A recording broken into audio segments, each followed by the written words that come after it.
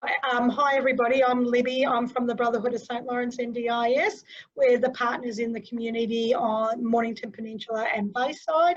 I too would like to pay my respects to the traditional owners of the land on which we're all meeting today and the different lands we're all meeting on. And I pay my respects to elders past, present and emerging and any with us here today.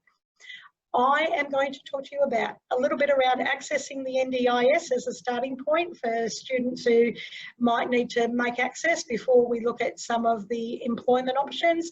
My background is I have 10 years in disability employment services, as well as a couple of years with a SLES provider as well, and a big passion for transitioning from school into the next stage of a young person's life. So thank you for having me today. Just the next one. Thanks, Sally. I'll try and go along mine too. Thank you. Contact. So yeah, as I said today, we'll talk about what is the NDIS, accessing the NDIS, evidence of a disability, what can be funded, employment supports. I'm going to focus in particular today on SLES, which is the School Leavers Employment Supports, some of the other employment supports that are associated with the NDIS, and then what can happen next. Next one, thanks, Sally. So what is the NDIS? I think you all probably are aware of the NDIS now. It's the National Disability Insurance Scheme, so it's covering all states and territories. It's eligible to people with intellectual, physical, sensory, cognitive or psychosocial disabilities. And it's there for anyone who gains or acquires a permanent or significant disability, and it's ongoing supports. Thanks, Sally. And some people might hear NDIA and NDIS. So the NDIA is the agency, and the NDIS, if you look at the S, as a $ at the end. It's the money, that's the scheme. The NDIA is responsible for implementing the NDIS, and we, the Brotherhood, are known as a partner in the community. And like I said before, we deliver in Mornington Peninsula and Bayside and other areas in the north as well. And people who become eligible participants, they meet with either local area coordinators, or there is also early childhood, early intervention, or ECI as we call it. But I won't focus on that today at all because we're talking about transitions. So thank you, Sally. So access criteria for the NDIS. Can I access the NDIS? If somebody's got a permanent diagnosed disability, they are under 65 at the age of applying for the scheme, and they are living in Australia permanently or an Australian citizen, can access the NDIS. Thanks, Sal. Requesting access for someone is quite easy. They can either come into one of the offices and request access. They can do it over the phone, the 1-800 number, very easy to contact. They're very supportive over the phone. Or since COVID too, people can now download the access request form automatically by going to that link, which I've included, so it's quite easy. You can download it yourself. And I've put information in there for early childhood, but we won't worry about that. Thanks, Sal. Next one. Thank you. In requesting access, you can get help from a legally appointed representative to make request on the person's behalf, or a family member, friend, support worker can assist. I know when I used to go out to the schools, I would sit with somebody and assist the family. So you could do that yourselves as support staff, teachers, and careers people as well. Thanks, Sally. Next one. Funding for an NDIS plan can include personal care in the home and community and education. You can pop them all up if you want, Sally, and I'll. Domestic assistance, support workers for social and community interaction action, permanent aids such as wheelchairs and home modifications, assistance with daily living and self-management. We also importantly link with the local community and mainstream community.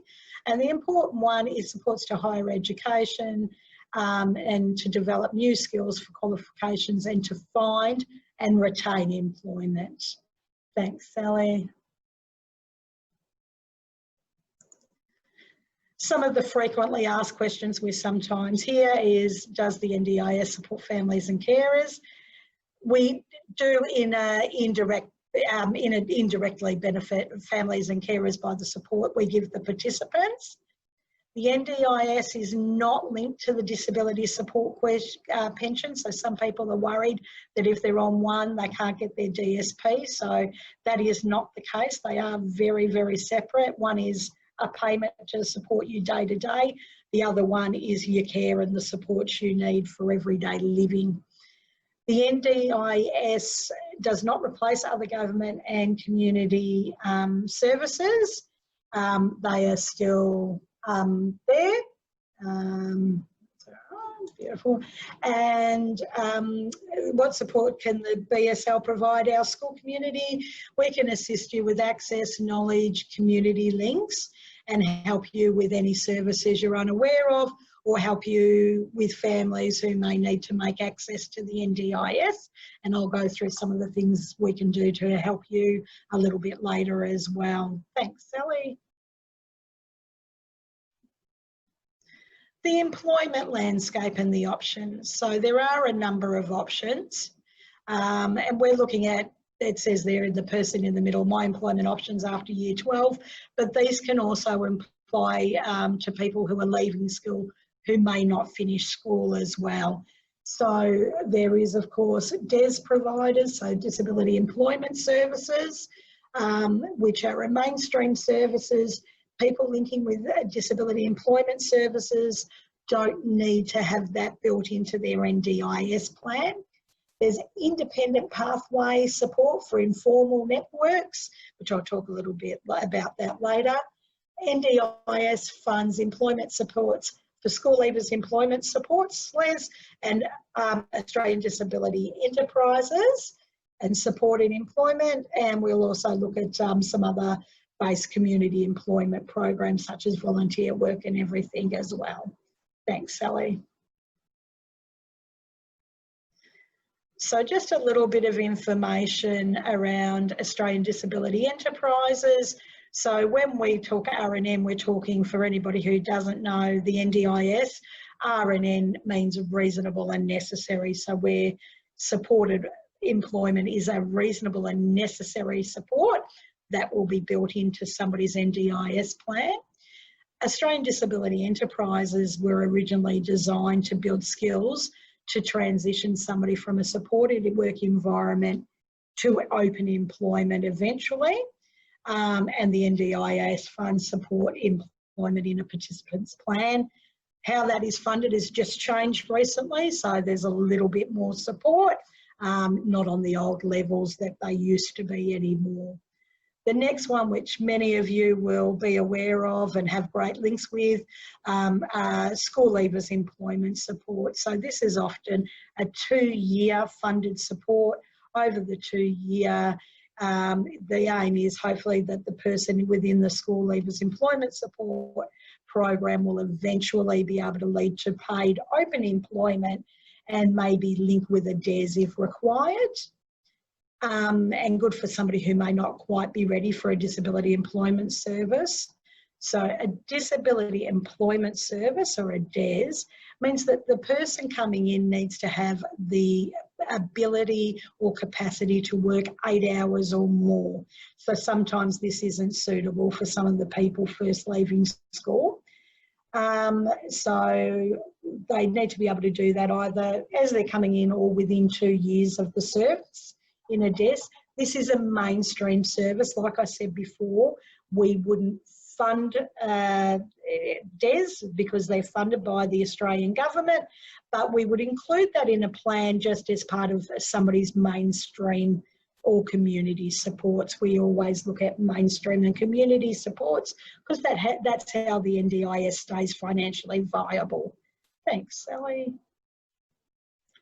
So this is the important one and the one I love talking about. What is SLES? So SLES is a school leaver employment support. There are various initiatives under the NDIS. SLES is one example of that. SLES is focused on improving employment opportunities for Year 12 or school leavers. And to be approved for SLES, obviously a participant needs to meet NDIS criteria and have others, like can't have been with a DES before either, to get the SLES. So it's really important when you've got DESs and SLESs coming out to your school to talk to them, to know what your students' needs might be transitioning out of school, and maybe making sure that they're not getting signed up with a DES when potentially they should be with a SLES. I should preempt that by saying too, there is a way around that if we have to. That's by going back to Centrelink and having a job capacity assessment. But it would be preferred that that doesn't happen, because that can get quite complicated and can create some anxiety for the person having to go to Centrelink. So thanks. So next one. The aim of a SLES. So SLES is an early intervention approach to school leavers. Some of you may remember the Futures for Young Adults funding. It basically replaced that, except it goes for 2 up to 2.5 years.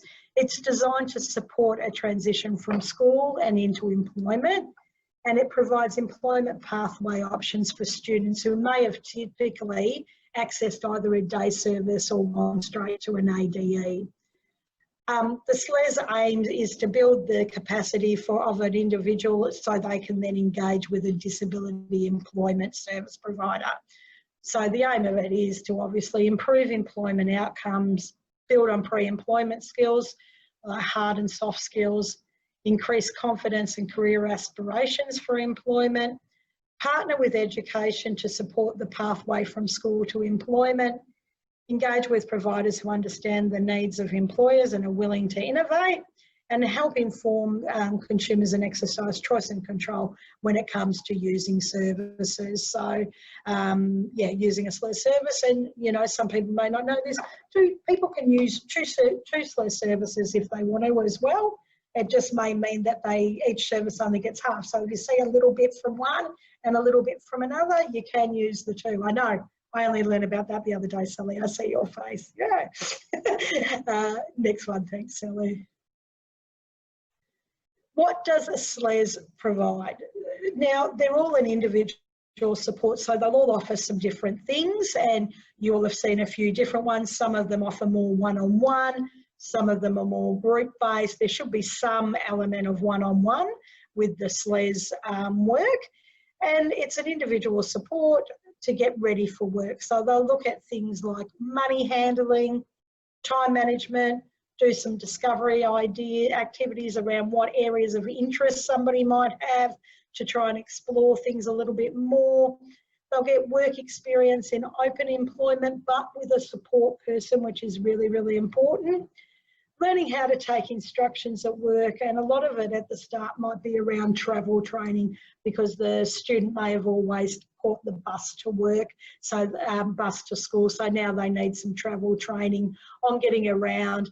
Most of the providers at the moment are delivering a Zoom type sessions that are going quite well, because it's giving the students experience with IT and things like that. So that's important to note. They're getting some different skills at the moment. A little bit harder for work experience, of course, at the moment as well, unfortunately. Thanks, Sally. Why is SLES important? Well, SLES is important to improve employment opportunities for school leavers who wouldn't normally be able to access the disability employment services straight away. So it gives you the skills you need to move from school and into employment. I've often found too it's really, really good for parents who are worried about their students leaving school as well. It gives them those couple of years of support to make the transition for the parents easier as well. Thanks, Sally. I've included here just some tips for choosing a SLES provider, because I think they're beneficial. Think about what skills or experience the young person may achieve to work towards their goals. You can find registered providers by searching the NDIS website, talking to your local area coordinator or your NDIA planner or a support coordinator. I'll send a list through to Sally of ones I know.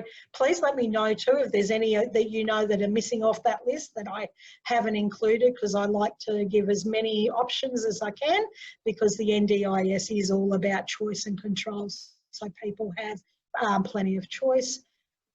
Don't forget that the person using the SLES is a paying customer, so they get choice in how it works, how it supports them, and if they're not happy, they can pick up their SLES funding and take it somebody else if they're not happy, and I think that's important to know.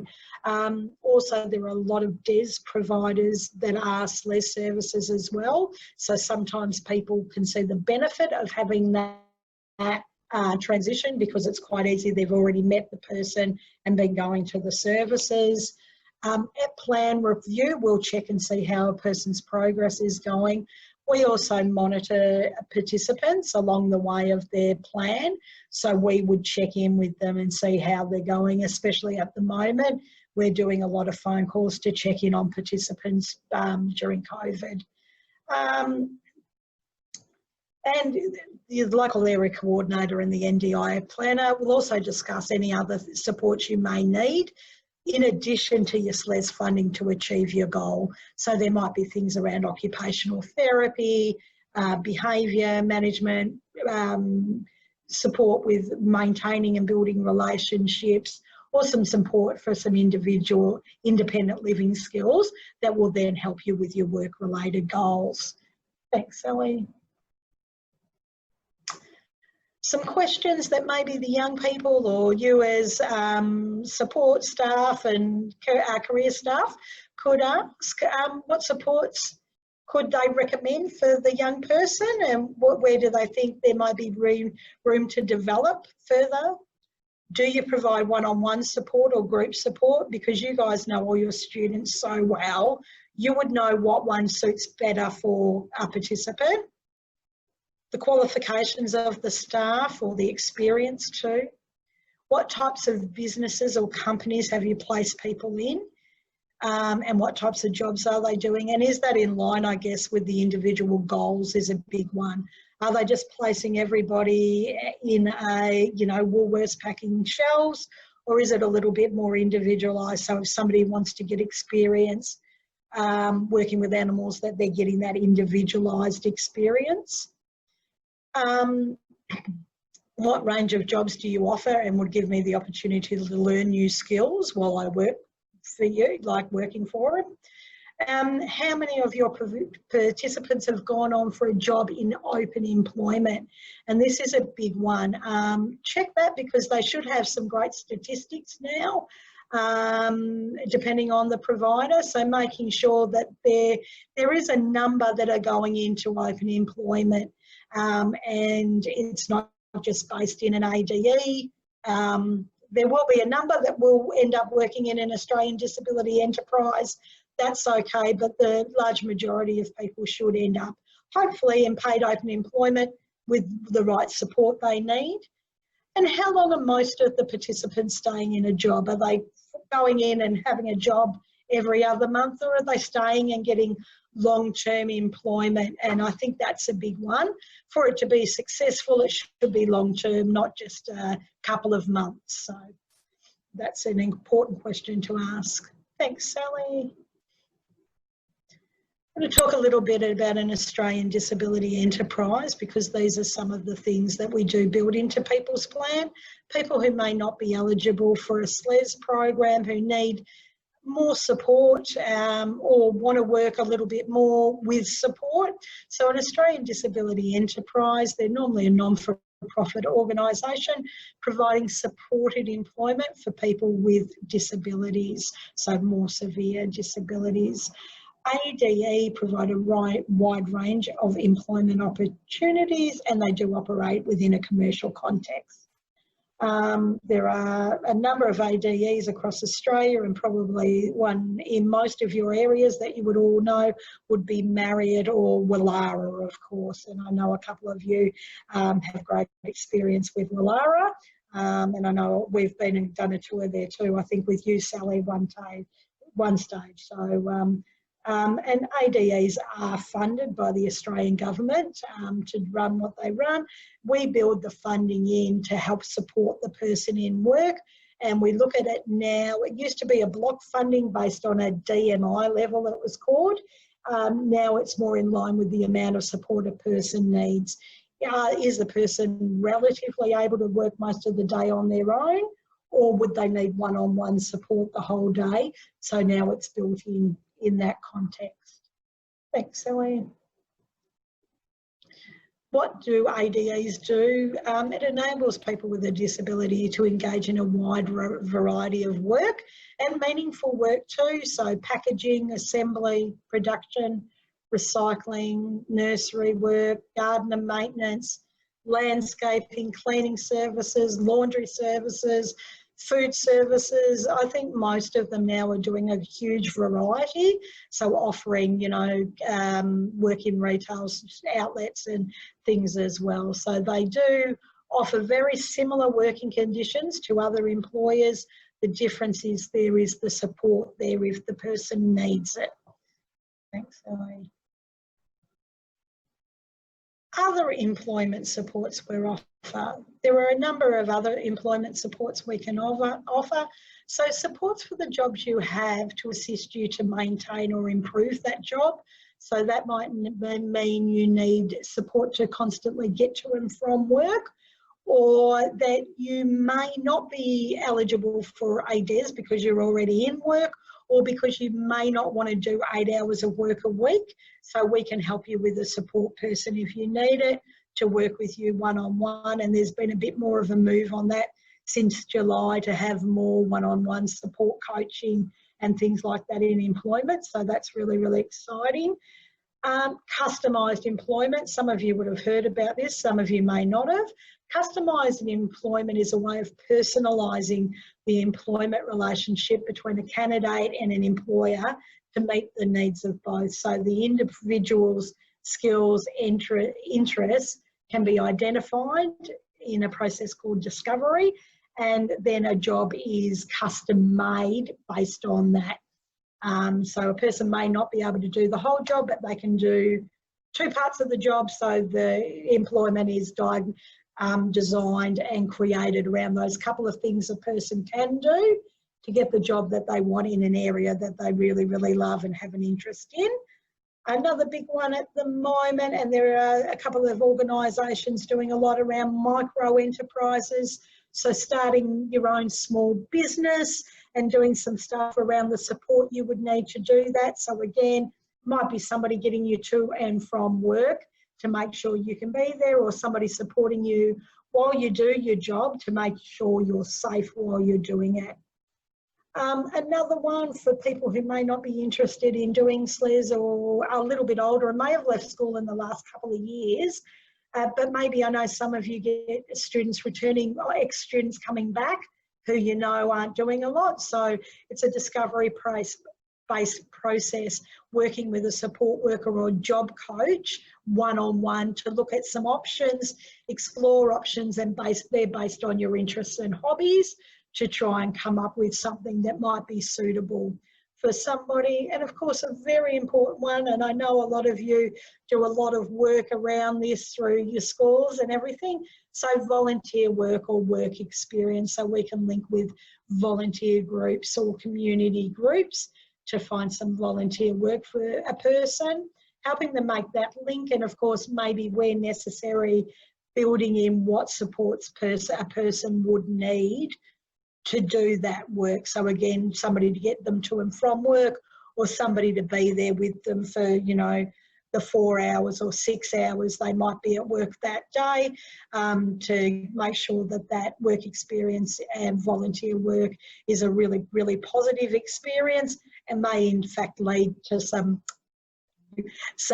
future work. And there's also a great book, Let's Talk About Work, that I would encourage any of your students coming to an NDIS meeting to go over and look at and fill out. Thanks, Sally. I am just about through it, so good timing. Thank you. Next, opportunities. You can request us to come to any of your key events within the school term, career days, information sessions. I'm doing one for a school via Zoom shortly, so we can, you know, work around the restrictions at the moment. You can request an LAC to attend a school for the School for Family Supports if you want. Both Robin and I are happy to come out to the schools if you need to. Do some PD on inclusive practices and more information on the NDIS. or encourage parents to come and see us where we're located.